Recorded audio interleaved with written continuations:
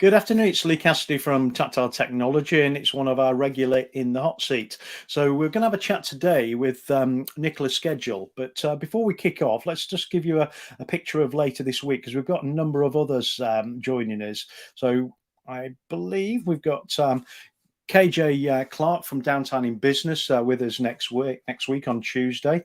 We've also got John Andrews from Gurukal with us on Thursday this week as well at 2 p.m. So got a load of them lined up. We've got more than that. I think we've got 2 a week until we actually break up for Christmas. So if you're interested in learn about a few different people's lives or experience in business, please join us. But what we'll do today is kick off with Nichola. How are you, Nichola?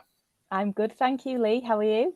Yeah, not too bad at all. So, like we always do, we kick off with just a bit of background about you. Were you born? Where you grew up? Where you went to school? A little bit about what your plans were at a young age. So, tell us a little bit about yourself and maybe hobbies, interests, and things when you were young. Okay, so I grew up in Leeds. Obviously went to school in Leeds, and I At did least go it's the to. right side of the Pennines, anyway. Being a Yorkshireman myself, yeah, it's important. Absolutely. Yeah, so I went to university. It was never a plan of mine to go to university. No one in my family had ever been. So, my form tutor was like, "Oh, you're going to apply?" I said, "No." Like, why would I apply? And he said, "Oh, I think it'd be great for you." So I think that was a big moment for me, because going to university doing a sport degree, obviously you meet so many different people, and it just massively broadened my horizons. In terms of what did I want to do when I grew up, be brutally honest, I think I'm still figuring that out now. I mean, I wanted to be I think I am. honestly, I'm nearly 60. I think, I was definitely one of those people. Some people were incredibly focused. I want to be a doctor, I want to be a vet, whatever. I was like, oh, I want to be a hairdresser, and then the next day I'd want to be something else, and it just, that's just what I was like, and yeah, that was life basically. Well, I think a lot of times I speak to younger people. I do a lot with their cadets and other groups of people, and I speak to them about what happens in life. And I always describe it as you actually come to a fork in the road and you have to make a decision. So an opportunity is in front of you. Is it right or left? And that's what you tend to do. It's not I'm going to plan my life and I'm going to get from here to there and that's how I do it. It tends to be different choices appear in front of you, and you make those choices. And sometimes you might make the wrong choice as well. So quite interesting. So sports degree, where did that go? So it was a leisure and sports degree. So it wasn't specifically anything to do with like sport and exercise science, and I wasn't going to come out of it being a PE teacher. It was quite a wishy-washy degree. But what it did allow me, I think it was in my second year, we had to do a 6-week work placement. And like I say, I didn't really know what I wanted to do. But at that time, I think I'd just stopped being a competing athlete. So I got out the yellow pages at the time in Leeds, and I was like looking through different businesses and whatnot. And I came across, as it was called then, the North of England Athletics Association, based in Leeds City Centre. I gave them a ring to see if they took on work placements, and they did. So I was incredibly lucky there. Had a work placement there, and then I guess the rest actually is history, seeing as I've worked in athletics on and off, since the age of 19. So yeah, that was a really big moment for me, I think. So what was your sport then when you were competing before this? I was a gymnast as a very young child, up to secondary school, and then after that I was a sprinter. So I competed in athletics, 100 meters, 200 meters. Oh, so you had quite a background in that athletics, so it worked quite well when you started to do that work experience and learnt about it and then moved on from there. So tell us a bit about the work experience. What kind of things did you do while you were there? There was a whole host of things really. A lot of it was event management really. I say management. I was the dog's body obviously as a work experience, but So you made lots of tea then? yes, I did, and wrong at that time. I don't know if the guy who I used to work with at the time will watch this, but he has incredibly strong tea, and it only had to have a dash of milk, so I was under strict instructions. But yeah, I did things like sorting out timetables, creating programs, photocopying. At that time, we were sending out by post athlete information packs and stuff like that, so athletes would be entering on paper forms as they were then. We'd be sorting those out, putting them into a database. We did have a database for a result system, putting them into there, and then sending out loads and loads of envelopes, stuffing loads of envelopes, to make sure the athletes got all the information they needed. So that was pretty much it, really, and going to the events and helping out at the events as well. So just to put it into perspective, how many athletes would go to each event then that you were doing all this paperwork for? Oh gosh, you're talking hundreds, like 400 over a weekend, 500 possibly, it depending on the age groups, but yeah, it was a lot. It must have been quite an expensive post bill then, I would have thought. Yes, absolutely. The postman used to come to us directly. We had to arrange a special collection from him. Yeah, it was really good. Obviously times have massively changed now, but yeah, it was good. It was an experience. So you did the work experience. Did a job naturally come at the end of it, or did you look out and found something that looked appropriate from what you'd been doing in the work experience? No, I was incredibly lucky, actually. So the girl who was currently working on the affiliation scheme, the membership scheme as it was with the Northern Athletics office, she was going away to do a master's or something like that. So she was moving away from Leeds, and they had a vacancy, and they offered it to me. So it was quite seamless, really. I did my 6 weeks work experience, and then they just said, come in, shadow her, and then the job's yours if you want it. So I continued working part-time there while at university, and then went on to full-time when I'd finished university. So how long did that job role last, or did you move around in UK athletics during that time? Do you move geographically or change job, or was it the same role all the way through? So this job was, it was for north of England athletics, and I had that up until I took a gap year. I went traveling for a year, so I think I did it for a year after I finished university, but thoroughly enjoyed it. Did loads of different things within that. So I was doing the managing the affiliation scheme at the time, so athlete registrations, club affiliations, all that kind of stuff, and still doing the events. But I felt like I needed to go traveling, see a bit of the world. I'd not traveled very much as a youngster. I'd been abroad a couple of times, so I thought, need to do that. So with my sister and a friend, we took a gap year and traveled Australia and Thailand and places. So is it as exciting as it sounds, traveling through Thailand and Australia in those areas?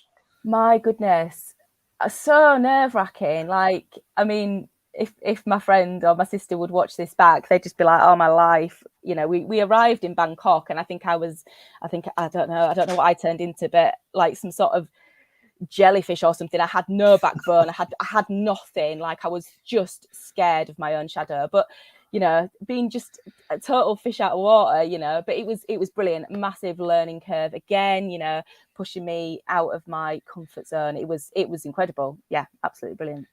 Well, there's a lot of youngsters do it when they finish university or prior to going to university. Sometimes they have a year off and go and travel and then go to university, though. So what challenges does it have after having a year off, trying to find a job again? It's really tough, because you come back and the job that you had is being filled by somebody else. So you're not really sure what to do. And equally, after being at university, I had experience in sport, but sport's also quite niche. And at that young age, at that time I was 23 maybe, 22 maybe, and I didn't understand the value of transferable skills. What I couldn't see was what I had been doing and how I then transfer that to something else. So I went with what most people do, went to a recruitment consultant, and I did a stint of a few months temping as like a receptionist and a couple of things like that. But I was lucky again because of the relationships I'd built up with North of England athletics. I kept in touch with them, and kept in touch with them throughout my travels, because they were my friends as well as people that I worked with, and there was a big really strong community there. And at that time there was another company being formed called England Athletics, and somebody mentioned to me about a job vacancy and said, they gave me the confidence, if I'm brutally honest, to apply for it. They just said, look, it's a really good job that's come up. Think you'd be great. Think you should apply for it. So I applied for that and was incredibly lucky to get that job. And that was a job based in Sheffield. So while it was great, it was again another challenge because I lived in Leeds. So I decided to stay living in Leeds with my mum at the time, and just travel and commute backwards and forwards to Sheffield every day, which worked well. It worked well. And again, it was another string to my It's bow. not the easiest journey, though. It sounds a lot closer than it really is, isn't it? Because I come from Maltby, if you know Maltby, east of Rotherham and that, and south of Doncaster, and I know the area quite well. And travelling between some of the cities is not as easy as it sounds. No, it's not. The M1 has its challenges, that's for sure. Yeah, especially traffic and things, it can be challenging. So this new role, what was different about it to what you were doing previously?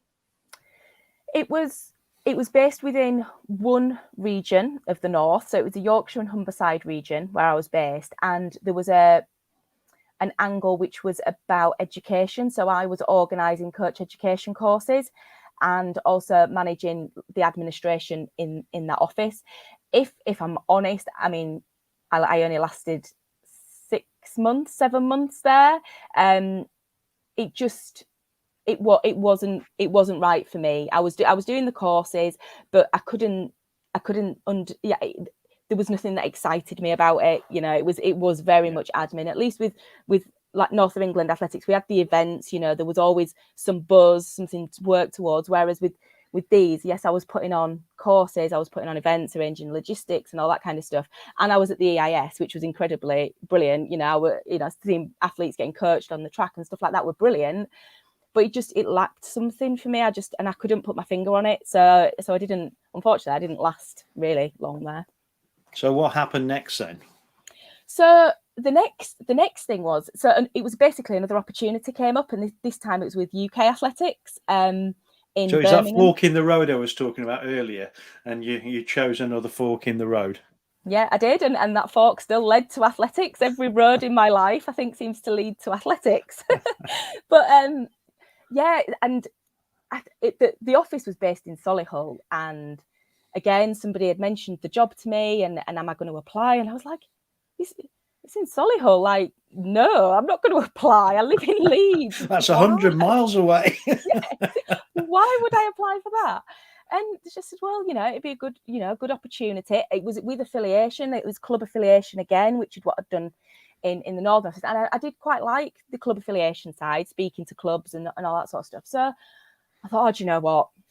24, why not? Let's give it a go. I probably won't get it anyway. And that's the theory of like what happens in my life. I kind of think, well, I'll give it a shot. Probably won't get it. But, got nothing to lose sort of thing. So I did that and I got that job and I moved to Birmingham, as you do.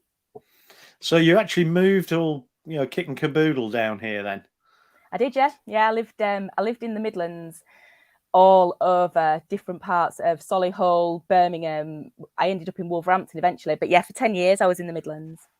Yeah, because I'm also one of these what the Birmingham people call foreigners. So somebody who's not from Birmingham. Because I was in the forces. I'm originally from Yorkshire, but I was in the forces for nearly 20 years, and I ended up teaching at RF Cosford, which is just up there by Telford. So I ended up settled in this area, bought a house back in 1994. So I can see what the experience would have been from your perspective as well. It's definitely a challenge moving down here. Is there something else? Yeah, it is. I think that some of the accommodation that I was living in was quite questionable at the younger age, but yeah, it was good. Again, great experience, great things to look back on. Yeah, I think I was 30 at the time, so a little bit older. So, yeah, again. So, what happened there then? So, you got this new role. How long did that last? Did it work out? Did you, move inside the organisation, or did you stick with the same job all the way through?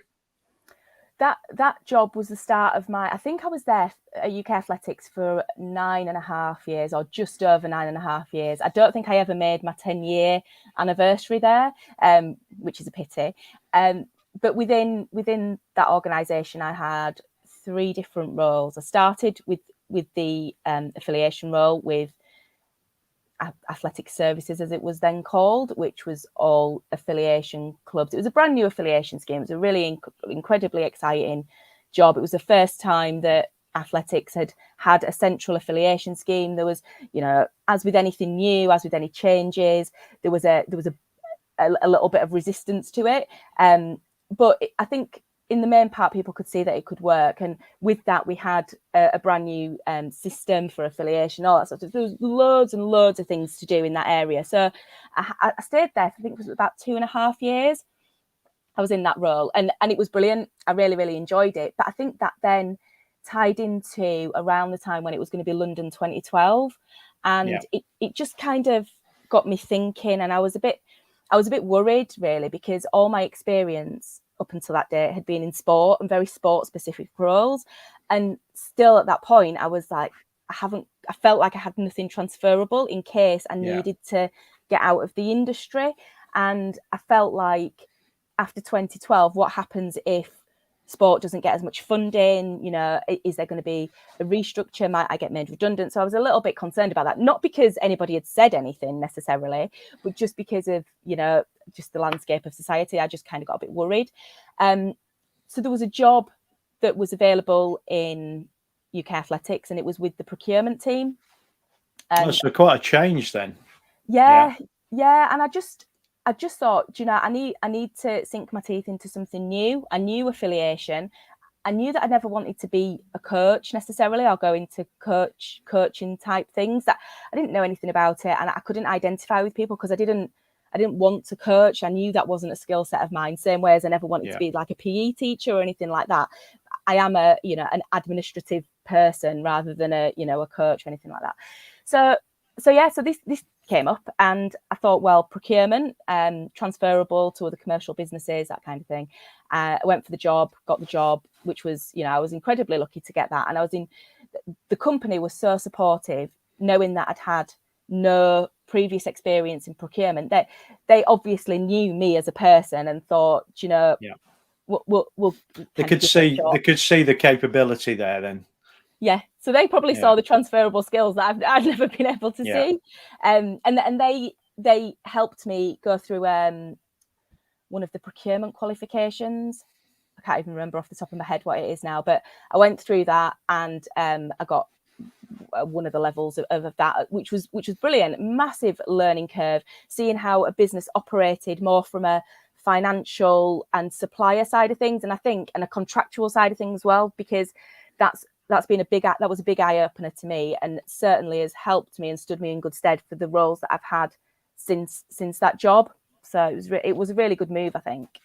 I think a lot of people think of procurement as just buying something, but there's actually a lot more goes into it, isn't there? And like you said, there's a contractual side of things to protect both parties in the transaction. There's negotiating that price as well to get there, but also doing the quality assurance testing, making sure everything's going to fit the purpose and everything. There's a lot more to procurement, isn't there, than most people see. Yeah, definitely. And what I found really interesting, and it's something that I've never done previously, is, just I'll go out. Oh, I don't know, for the sake of argument, I need a box of pens. I'll just go buy them from there. Well, you could just buy them from there, but then how about looking into those 3 potential companies, and what do those companies stand for? Sustainability and the environment is massively on the agenda at the minute, and that's one of the things that we were asking about. What's your commitment to in the environment? Like, what do you do to help that? What do you do with your packaging and this, that, and the other? So there's a lot more options to be considered when you're making your choice for a company. And our company was a relatively medium-sized business, I would have said. It wasn't a massive business, but it was still really important things, because every purchase you make is a reflection on you as an organization. So that to me was it was really interesting. I know corporate social responsibility is a big thing as well, looking at how organisations help their local communities and support different things as well. Sometimes it's not financial, it's putting people into it to, clear litter or whatever it is, in the local community. And that's a good way to differentiate between different suppliers in some cases. But, the environment, everybody's thinking about that, especially recently with the COP26 and all the other things that have been going on from the environmental perspective as well. Yeah. So what happened next then?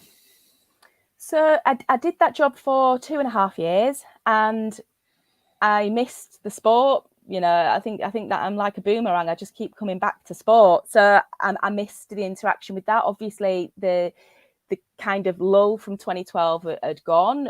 We were stable, we were in a good position, and I felt that I'd learned a lot of skills which were more transferable into other organisations. But I wanted really to go back to sport, and I'd always been hankering going into events. I'd shied away from it a little bit, thinking that maybe I'm not good enough or whatever, but that was ultimately where I wanted to be. And we had an opportunity at UK Athletics at the time where we brought all our major events in-house. So there was a big opportunity there to be part of the major events team. So I applied for one of the jobs there, and again was incredibly fortunate to get one of those jobs and be part of the major events team. I think I was with them for maybe 4 years, maybe a bit more. And that again, it was brilliant, and that team was fantastic to work with, and the lady who oversaw the whole team, she was just fantastic as well, like real great role model. So that was again another great move.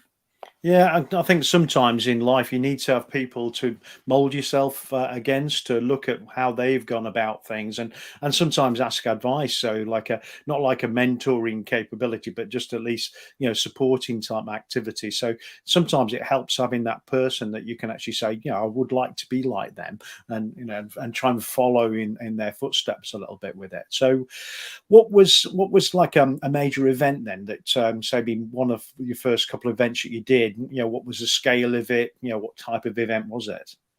So the very first event that I think we did on our own was a Diamond League athletics meet in Crystal Palace. I feel like it might have been Crystal Palace, or maybe it was. I don't think it was Alexander Stadium, the first one. I feel like it was Crystal Palace. So there was a lot of spectators. I can't remember how many, maybe 12,000 spectators for that stadium. I can't remember off the top of my head.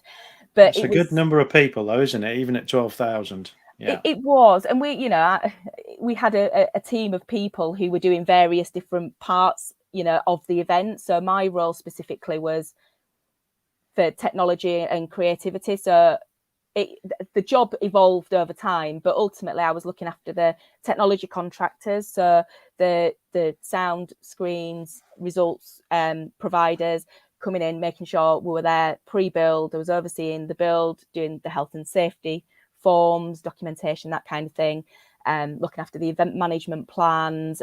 So I did that side of things, and then looking at when during the event, working with the event presentation team to make the event a bit more of a show, and so to engage the audience. So that was my role. But the event in its entirety was so big. People looking after ticketing, we had people looking after mascots. Everybody had their role and their part to play, which was really good. I think a lot of people seem to, feel these things just happen, but there's a lot of work behind the scenes, isn't there, to get these things to go ahead, and also managing the situation, because anything can happen during an event as well. Technology failures, people being in the wrong place. So all the logistics side of things, there's a lot to do, isn't there, actually ongoing during the event as well. So how long did this role last then on the event management side then for UK Athletics? If I'm honest, the role probably would have lasted forever, because I was always really incredibly happy doing that. Really happy doing the build of the event and being part of that team.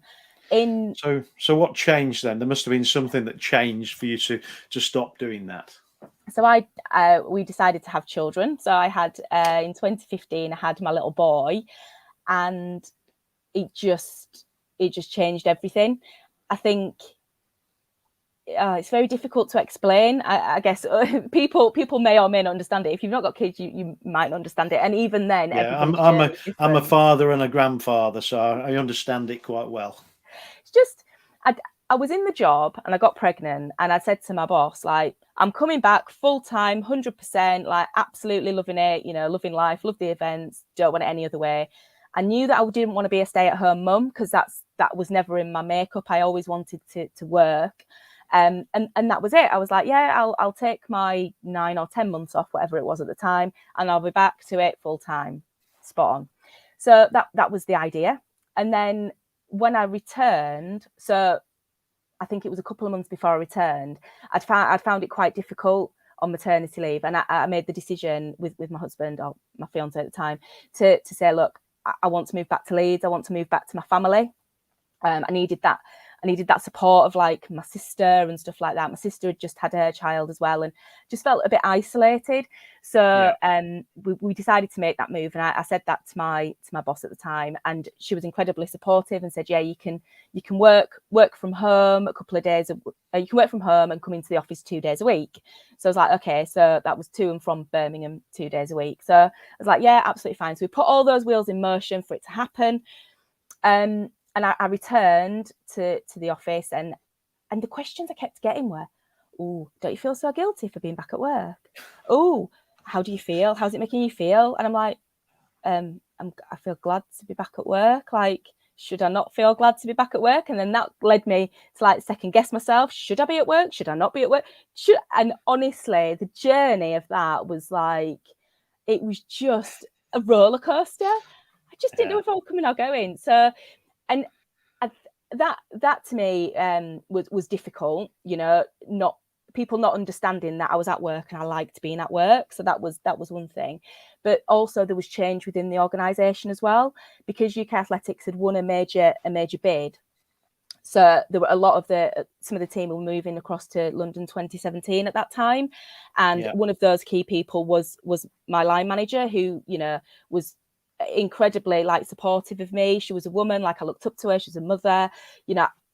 I felt safe with her, if you know what I mean. I know it sounds ridiculous, but I just felt. I think you build a relationship, don't you? Relationships aren't just about people that you live with; it's people you work with. You build relationships with, and feeling safe and comfortable with someone is, you know, a good thing in the working environment. But if you lose them, they actually can make it go the opposite way, can't it? Make you feel quite insecure in what you're doing. Yeah, and so with that in mind, I just thought, you know, I don't know if I can do this. I was feeling guilty from being away from home. An opportunity did present itself, and I was offered to go work for London 2017 if I would have wanted to. But the time away from home, I think at the time it would have been, I had to be away from home for maybe like a month, and I couldn't do it. Like, my baby was, you know, still a baby. It'd have only been one at the time. And I think it's hard when you've got young children. You don't really want to be away from them too much, but again, you've just got to try and get that balance, what's right for you. And everybody's different, aren't they, and what they want. We were speaking before we kicked off, and I was in the forces and I ended up being a single parent with 3 children. So I know how difficult it is to be able to balance like the work side and looking after young children as well. And I think I can understand why you'd want to go back to Leeds as well prior to that, because I was always 100 miles away from any family. Because most RAF stations are in the middle of nowhere, so you don't tend to have them by people, because you've got these noisy things called jets that on the runway and things, so they tend to be in the middle of nowhere. But but I think I'd just become so used to being away that it didn't really become it wasn't important for me to move back, and I just cope with the situation anyway there. But anyway, tell us what changed then. So you must have got to a point where you made a decision that this is not right, I've got to do something different. So what did you do then? Yeah, I just basically handed my notice in and didn't have a job to go to, which is obviously the best thing to do when you've got a family. Yeah. So we moved to Leeds. I was looking for jobs, but again, it's difficult knowing what job to fit around the hours that I wanted to do. I didn't necessarily want to work full time. I thought it was probably better to have a day off a week with my son at the time. Keep that bond going and whatnot. So it didn't work out in terms of me finding a job. But what happened was, I used the moving journey that we'd had and created my own business. So I sort of thought. So this was the experience you'd had of coming back from Birmingham back to Leeds, and it not being the most pleasant experience, I'm guessing. Then there was a few issues with it. So what were the key things that made you think, there's actually an opportunity here for me to do something?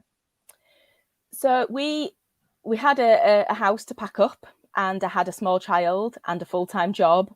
and my husband was working full time, and I was like, oh my life. So we booked a company to pack all our belongings and take all our belongings up to Leeds, and then some of them were going into storage and some of them were going into a rental property, because we didn't really know where we wanted to live in Leeds as well. So we were sort of trying an area to see if we liked it. So that's what we did. We booked that in full good faith, confidence, all that sort of stuff. We got to Leeds, and there were a lot of items that were broken from the packing and transportation process. There were some questionable comments that the company had made, and the size of their van and things like that. Loads of things just didn't necessarily add up to being a very good customer experience. But I think the final straw for me was they stole my son's money box, which had over £200 of like money that had been like gifted from, you know, birthdays and stuff like that. And, you know, I just thought, this is terrible. Like, we're a family really struggling. We're putting our trust and faith into you. And actually, you've really let us down. And they said to us, we know that something's been stolen. We know it's been stolen. We know who's done it, but we can't do, and we're not going to do anything about it. And we were just left, you know, high and dry with that, really. So it was disappointing. Well, they say the two most stressful things in your life will be getting divorced or moving house, and I've experienced both. And I'm in the forces, used to move regularly, so we would move every 3 years, and I can, you know, guarantee that, you know, that it's a challenge. Even though within the forces there is a moving group that help you organise things, but again, you don't know who you're going to end up with as an organisation. We don't pay them direct. We didn't pay them directly. It was paid for through the RF, and I think at one stage there's a company called Hogg Robinson did all the moves for quite a few years for people. But you know, you had that situation that would turn up, the people weren't very interested, that these were your possessions. It was just something to stick in a box and stick in a van to them. They didn't think of it as people's things. So that personal experience it was a bit different. And I'm sure, yeah, we went through a number of things, going missing, being broken and things over years. I don't think we had the theft thing. I think it was mainly because people had like put them onto the wrong van when they got somewhere else, because they had a lot of this shifting stuff where, like, when you went out to Germany or back, they would drop into one warehouse and then be shipped from there. So sometimes they didn't pack everything up, so you end up missing something because of that. So yeah, not a pleasant experience. So tell us a little bit about this business and how you were going to solve those issues then. I decided that I wasn't going to move people. I wasn't going to hire a van and then, you know, get everything on my back and move somebody. But I thought what would be really nice is to be able to give somebody the tools and support somebody to be able to move house. So I came up with a few different plans to help people move house, basically. So it was like a moving house schedule. So a timeline of when you should start doing things, how you should prepare, what to expect when you're moving house.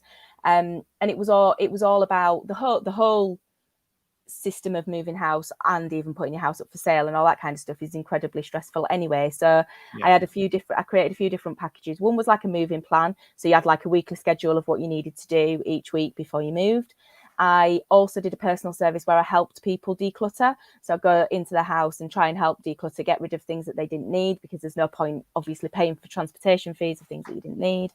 And I also offered a service where if you're looking to put your house up for sale, I would go around the estate agents, find out what their fees were, get them round to value the house and appraise them as a supplier. So from my procurement background, that's what I was looking at, their kind of ethical standpoints, you know, what were their selling figures like, that kind of thing. So yeah, I had several different packages, and it was, do you know what? It was like the best thing I think I've ever done, because I learned so much, not just about myself, but I'd worked previously in technology, but I'd always been a bit like, oh, I don't really know anything about technology. I don't know about technology, you know, and I always felt a bit like, I don't know, inferior or like an imposter, and like, oh gosh, I couldn't, you know, I don't want to say too much. Whereas with this, I was completely in control of my own destiny. So I learned how to build a website. I learned marketing. I learned how to do newsletters by myself, you know, create things. I learned how to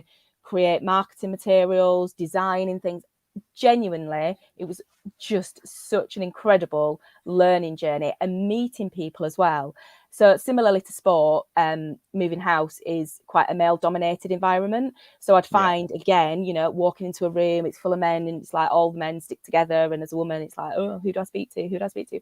But it was so good for kind of getting some self-confidence and believing in my own skills, my ability, my own products, services, and talking to people. So it was, it was phenomenal. It was really, really good. I really enjoyed it. Really enjoyed doing it. I think a lot, not unless you've actually been through the process of starting a business, you don't know how much there is to do. It's wearing so many different hats. You've got that finance hat to make sure that you're paying yourself correctly and you're keeping track of all the figures that you are actually making some money, because it's a bit of a challenge if your business doesn't make any money. You've got that sales and marketing, so lead generation and then actually converting it into sales. You've got then the back end processes of actually delivering whatever service or product it is that you've got. So there's a lot to it, and I'm sure a lot of people would actually learn a lot by running a business, then going back into the corporate life again afterwards and seeing all the aspects of it, because most people, they do one part of a job all their life. Like you've experienced the procurement side of things, but there are people that's all they ever do. They go into a procurement job and they stay with that same company or move between companies doing the same job all their life, and they don't experience anything else. So I think it's a real good experience. And I think that entrepreneurial behavior of looking for something like, I've experienced something, I know there's a better way to do this, let's go and do that, I think is a really good thing. And it's like anything in life. The first light bulb that was ever created, the first car that was ever built, it was always somebody looking at the problems, identifying there's a better way to do this and going out and doing it, because otherwise we still sat there on lumps of rock wearing our bits of animal material and things, wouldn't we? So it's what's driven us forward as human beings, those people getting the ideas and taking that risk as well to go off and do it, because I think there's always a risk in starting any business because you're not guaranteed that it's going to work. So why did you change from doing that? I know it's quite recently, isn't it? It's relatively recently, yeah. I ended up working. I did some part-time work for an estate agency, and it's like a different type of model, so that each estate agent has their own business, but they're supported by a company. It's an American model, and they were really supportive of growth, individual growth, and stuff like that. So even though I was working with them, I was still really kind of encouraged to work on my own business and all that sort of stuff. Now, I kind of realised that with my business, if I wanted it to progress, really realistically, I needed to go into estate agency and have my own estate agency brand, and then have these things on top, to show the value and all that sort of stuff, and add that. So then I would be different to some other estate agents. That would be my USP, if you like. And I just thought, no, not you. No, my passion is not houses. Like, I love looking at houses on Rightmove, don't get me wrong, but it's not houses. My passion is sport.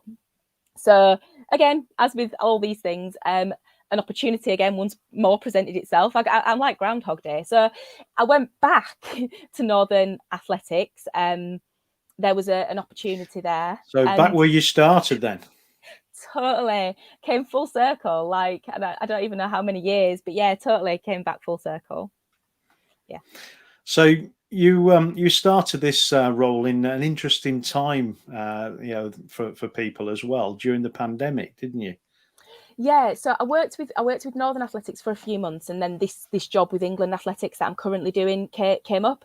It was never my intention or thought that I would ever go back to full time, especially when I had two small children, as I do now. But I just thought this opportunity with England Athletics came up, and it was one that I couldn't resist. But also I was like, oh, well, I'll apply. I'll see what happens. I probably won't get it.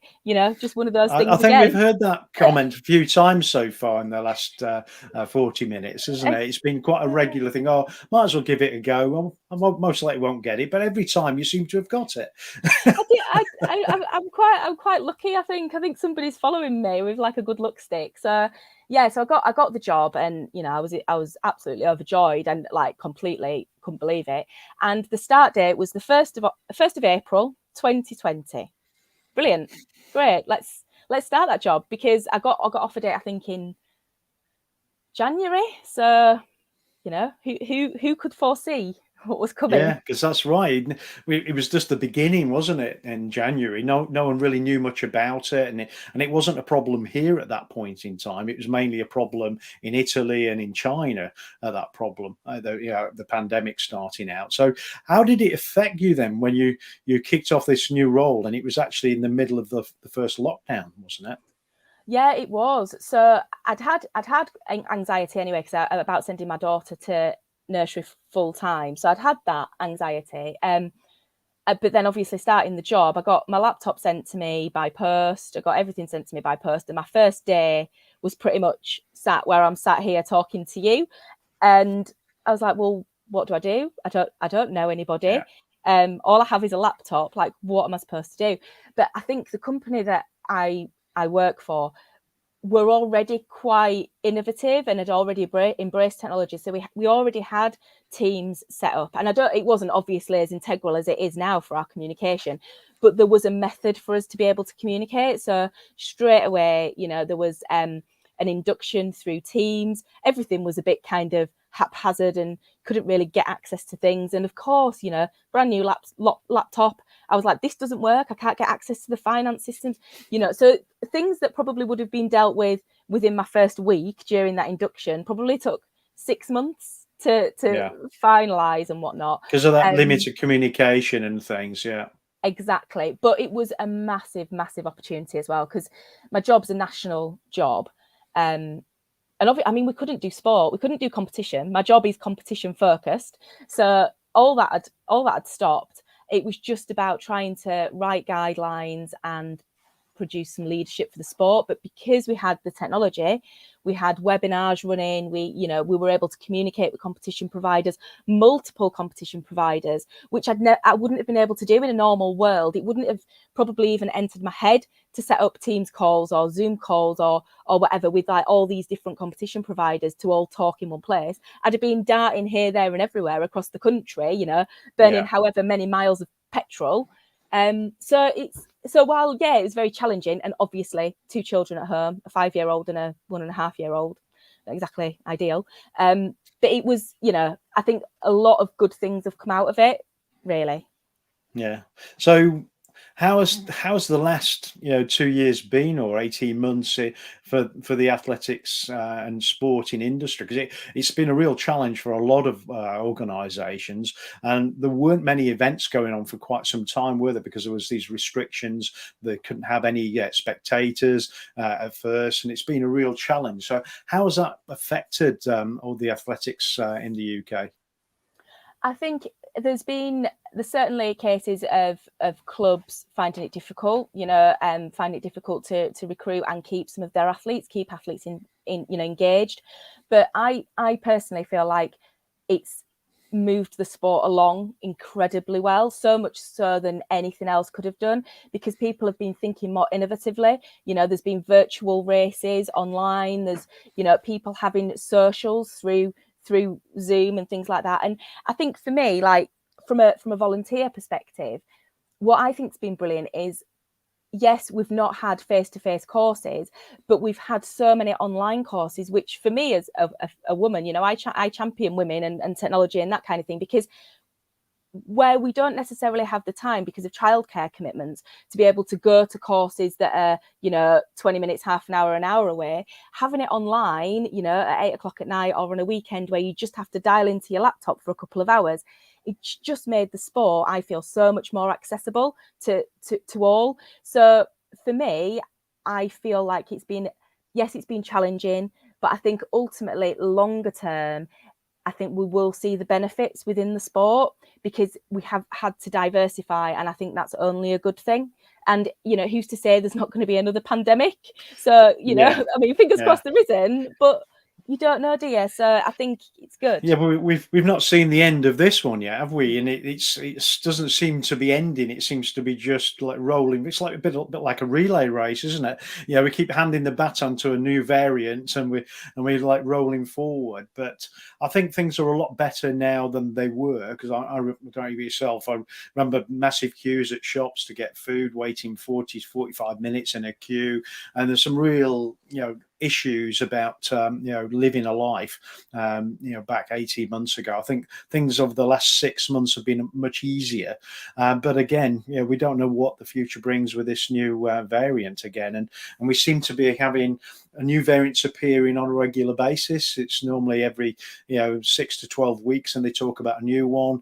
Some of them just disappear because they're not strong enough to start spreading, but every now and again there's one that seems to stand out and does really change things, and we're going through that at the moment. I'm looking at the news and things, you still don't know what that means to society at the moment and how it's going to affect us. So we'll have to wait and see. But going forward, what do you think is going to happen with England athletics? Is it going to be a positive year next year for you? Do you think you're going to be able to do more events? You're going to get more people involved, or is it going to be very similar to what we've had over the last 12 to 18 months? I think anything that we're doing currently is on a positive trajectory, where we're very, very focused on looking at what we're currently doing and how we can make that better, be that from a competition perspective, an athlete experience perspective. It's all about trying to engage with people and increase the participation levels within the sport. So for me, we'll be embracing technology even more to try and bring younger audiences in, either as a spectator or as a volunteer, or indeed as an athlete. So even if we get challenges like whatever may present itself, I feel like we're in a strong position to be able to diversify and rise to those challenges and provide that leadership for the sport and the volunteers within the sport to be able to combat that, really. Okay, well, it's been great having you on today. Really interesting. Seeing how your journey's taken a few twists and turns as you've gone along. I think it is a very big challenge for people, especially women with children, to be able to work full time and trying to get that flexibility so it works. And it sounds like you've just been lucky that you've found the fork in the road's appeared at the right times for you, and you've got what you needed each time. But coming back to that entrepreneurial spirit, I thought it was great that you could see that opportunity and you went for it and did something about it. I know a lot of people that wouldn't even see the opportunity, or secondly, wouldn't do anything about it. And I think it's quite important that everybody does give that a go as we go forward. Any last words for us before we close things down for the day? I just think for anybody who wants to try doing a business, like you say, if they've got an idea, just go out and give it a shot. Because even if, one thing I learned, failure isn't a failure, it's all part of your journey to some sort of success. So I just think anything, just kind of give it a go and see what happens. Yeah, definitely. I agree with that. People should try. But the other thing is, ask for help. Because there's loads of people out there that can help, and people who've done these kind of things before. Go and ask for help. They'll point you out the areas that you shouldn't do, and hopefully they'll point you in the right direction for doing the right thing to do as well. Because it is a minefield setting a business up for the first time. But if you can get some of those problems taken away by having the right approach to it, makes things a lot easier. So, but I think a lot of people are scared to ask. I mentor for a couple of different groups, and I'm quite happy to help anyone if they want to go down this route of starting their own business. And most people out there, if you ask them, they will give you help, and it doesn't matter who it is. They'll give you some kind of support. So if you do want to do that kind of thing, just make sure that you take the opportunity. But thanks ever so much for joining us today, Nichola. Like we said before, we'll get a video copy of this, a link to the YouTube for you to share about for people to see your journey and what you've done. If anybody is interested in coming and sitting in the hot seat in the future, we've got some email addresses and things at the bottom, so contact us. We're always looking for people who've got an interesting story to tell about their life and their experience in work and telling us what we do. Also, reminder for this week, we've got John joining us at 2 o'clock on this Thursday. So come and join us to hear about John Andrews. And he's got quite an interesting background around cybersecurity, and it's quite a key thing these days to make sure your business is protected.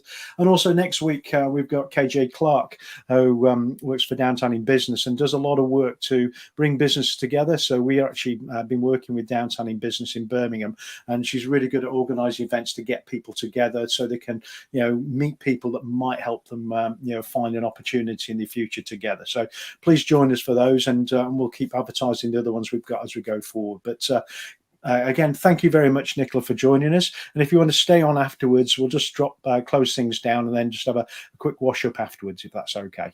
Yeah, no problem. Thanks for having me. Thanks ever so much. Bye. Bye-bye.